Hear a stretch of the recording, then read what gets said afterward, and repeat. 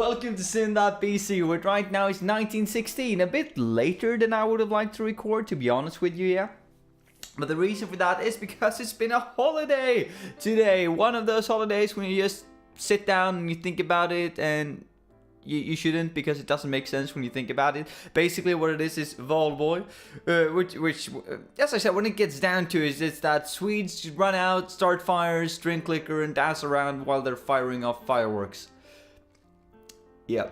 So I know what you might say, you're like, so you've been taking part in that, that's why you're starting later. That's not the case either. I'm actually starting a bit later because it's been a hell of a noisy, yeah, it's been so noisy, so much sound all over the place. And then you're perhaps thinking, but that's just because other people have been taking part of this, because it is an outdoors activity, most of it, so let's say.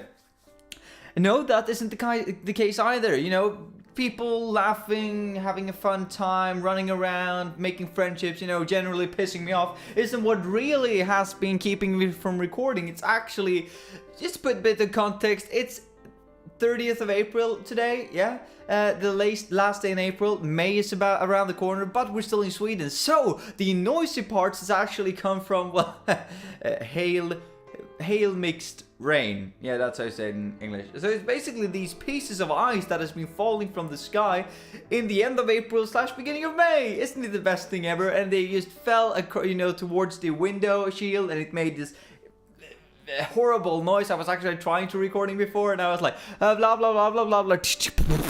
I was like, oh damn, yeah, this ain't even gonna work. Hopefully it's been quieting down right now so that we actually can keep going with the video that I'm gonna talk about today. Because I have gotten some inspiration over the last couple of days when I've been doing kind of a new experimental thing. You know, making different reviews, and I realized there are other things that I would like to review, and there are other things that I would like to discuss. But instead of doing that, instead of being experimental and see if we can throw something towards YouTube that actually sticks and gains some traction, I thought, why not just get down to what I actually want to talk about. You know, the things that I kind of lean back on when I feel like having a bit of a slow day. I can just talk about all of these things because it's things that I like. So instead of talking about reviews of different games, videos, movies and stuff like that, and different series, I was thinking that we could discuss innovation, eco-innovation, and entrepreneurship as they're connecting to society and the environment. Yay! Woohoo! I know! Isn't this just the best thing ever? Doesn't it feel like it's the Friday in the beginning of the week? Don't you just feel how that Monday feeling was just like, whoo, flying away, and you were like, oh my days, we're already getting into the interesting stuff now, don't we?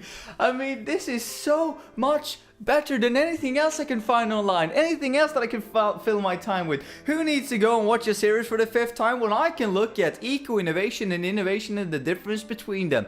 Am I right, people? Am I right? Of course I'm right. This is interesting. I'm burning for it. Hopefully that enthusiasm is thrown back to you guys as well, watching at home. But we should probably get into it then, right? Not just be talking about how great it is, but actually be discussing what it actually is. So basically, where this comes from is actually a video from a couple of days ago, so coincidence. During the SNR, we were talking about Sungrow. And Sungrow is a company that currently is occupied in China, I'd like to say, because I was kind of checking out and browsing through the website, and that's what I got from it, right? At least they're occupying some spaces in China. What they're basically doing, they're taking these old coal mines who have been, you know, overexhausted of coal and mining itself, so that they have actually collapsed, and sometimes they bring down entire villages with them. It's a tragedy. Nobody likes it. You know, when you read that in the paper, you probably think like, this isn't a fun thing. Why? Well, because it isn't. So what this company has basically done is that they've taken this tragedy and turned it into an opportunity. You know, the entrepreneurial spirit. Innovation, in a sense, is coming later, actually. But this entrepreneurial spirit of taking a disaster area, somewhere where basically no company would like to be connected to this incident, if not, you know, there to clean up the mess, let's say, left by the coal mines. But they've taken this opportunity to see that, oh, here's a window of opportunity. Nobody's actually occupying this space right now. We can do that because these holes, these sunk holes that has been created when the coal mines has been there, right, where the village used to be, has been filled up with rainwater, and water from underneath the ground is coming up and filled the entire place with water. So it's kind of an artificially made lake, which means there's no fish in it, right? I mean, or at least you can assume that there ain't no fish in it, and other life forms either. It's mostly just an artificial lake that is there to be there. which I would say is pretty nice. Deeming the circumstances it probably isn't, but the ways that it's been created. But I can see how you can make this happen in Sweden in some places where we just have big giant holes after that they've been mining for stuff as well. Not that they've collapsed, just that they've mined it successfully. Anyway. So what they've been doing is basically saying, wow, we have all of these big lakes, it's a disaster area, why not put big rafts on them? And this is where the innovation part comes in. Put big rafts on them with solar panels on. Because that can become a solar field on water on an artificial lake, so it's not in the way of any building space. See what I'm saying here? Because generally when you put up a solar field, people are saying like, yeah, it's all good, it's all great, we like renewable energy, a bit of eco-innovation, something that actually makes you a bit more environmental friendly, yeah? Something that's in connection with renewable energy in comparison to coal-based energy or, nuclear plants, even though some may argue that it's actually a green energy because it doesn't have that much disposable waste. However, the waste it does have is kind of inconvenient to say the least. Am I right, people? Am I right?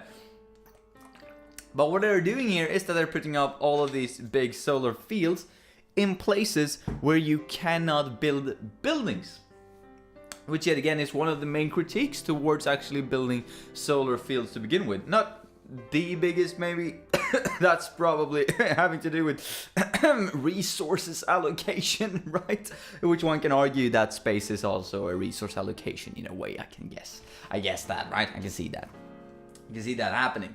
But one of the big critiques, I'd say, is that, well, solar panels are all good and all great, but they still take up a humongous amount of space if we want to get an efficient amount of electricity out from them, which means that these are places that could have been used for, as I said, buildings, or to house people, because there is a housing crisis or whatever. It always seems to be in the news, at least for me. And my circle of friends are definitely discussing it, since we're graduating right now and need to find our own apartments, and we're like, it's no apartments anywhere. So if I were right now given the vote between should we build like 60,000 different new homes or should we build a solar field where I'm currently occupied, so to say, I would probably go in the lines of let's build homes. I need a home when I'm done at school. So that would probably be my priority, and this is probably why this is a critique towards it, which is so great which means that it's so great that they're occupying a space where you can't actually build. Sure, you could take out all of the rainwater, but that would actually make a sunk cost into actually creating the building that you probably wouldn't get back as quickly, and it's inconvenient when you can just build beside it, given that the coal mines haven't made the entire area unstable, which means that nothing of it will be occupied, so you can just put solar panels everywhere.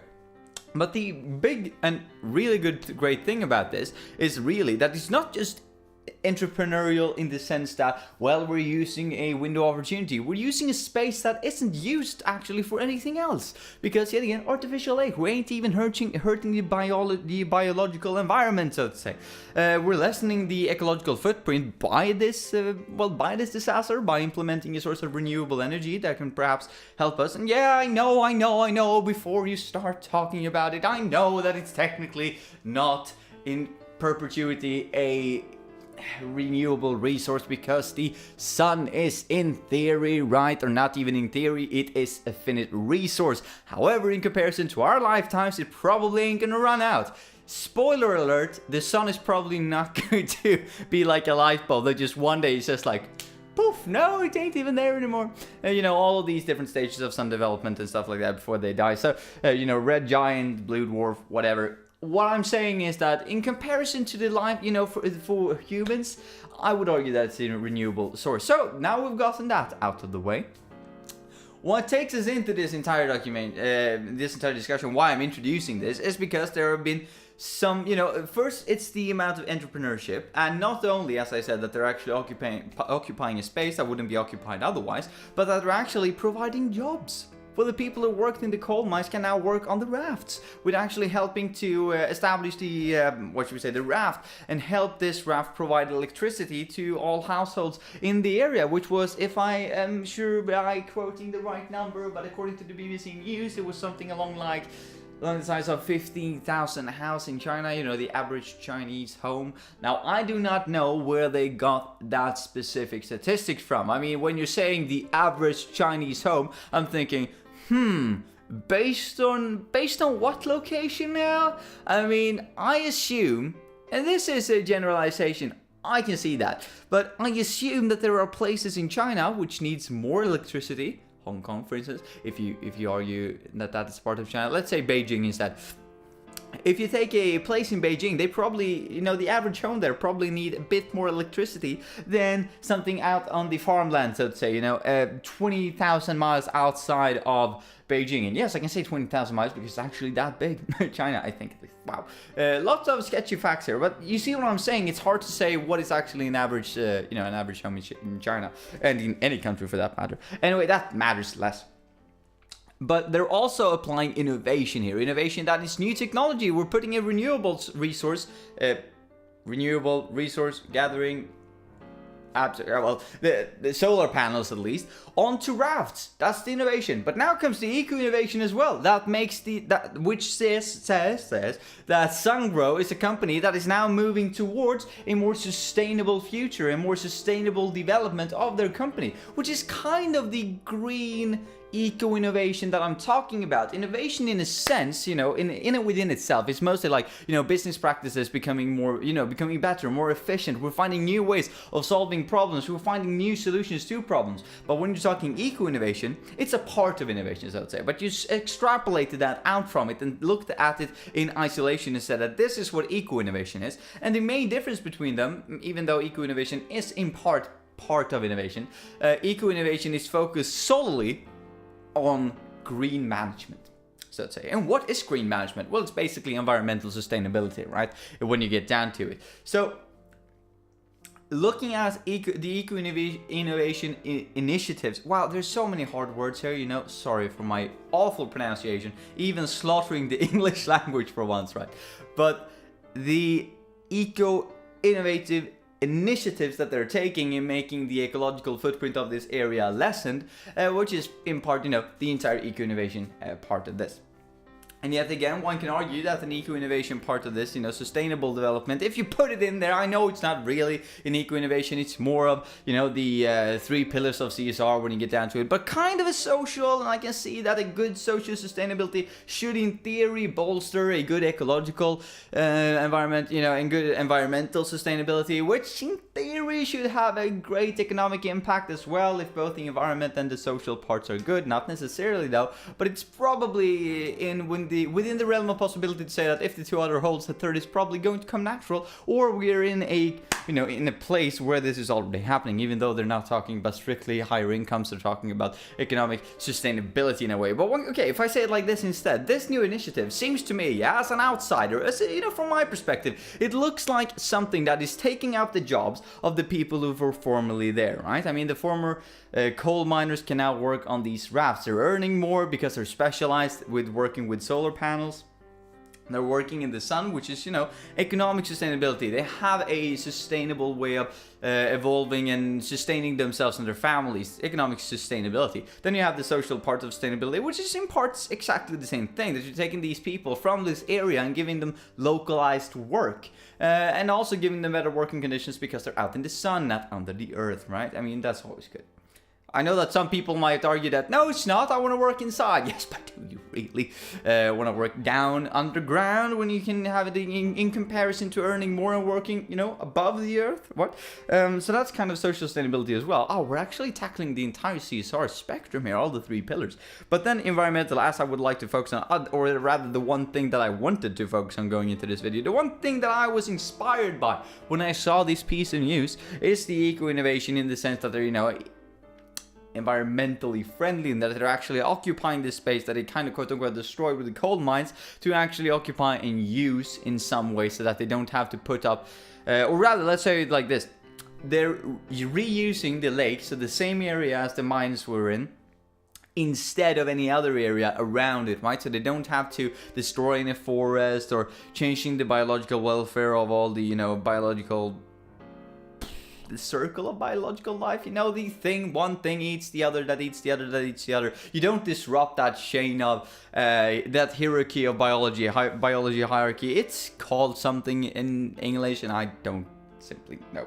Anyway, you don't disrupt the natural cause of things. You're actually occupying a space that was already destroyed so that it wouldn't have as big of an environmental impact and as a biological disruption, placing the sun rafts there in comparison to making a sun field somewhere else where, well, people haven't already destroyed it. So that's really good. It's like 2 thumbs fresh for this initiative. I like it so much. I could probably talk for hours upon this, but we won't. We will not talk on hours and hours on end about this. What I'm going to say though, before we end this, right, is that tomorrow is video 250. If I am correct.